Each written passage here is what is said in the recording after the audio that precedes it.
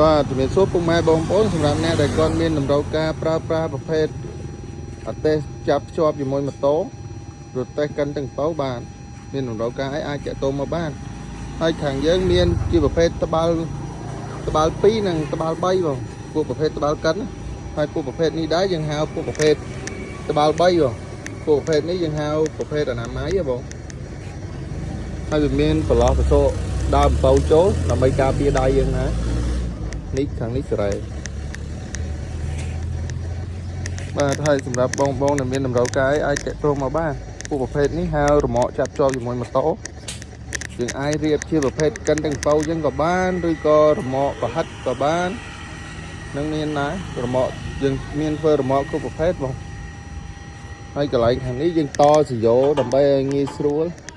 ធុំទៅសយោទាំងប៉ោហូរចេញមកចូលមកខាងធុងកន្លែងនេះយើងអាចដាក់កតោត្រង់ទាំងប៉ោបានហើយសម្រាប់បងដែលមានតម្រូវការអីអាចតាក់ទងតាមលេខ profile ខាងលើបានណាបង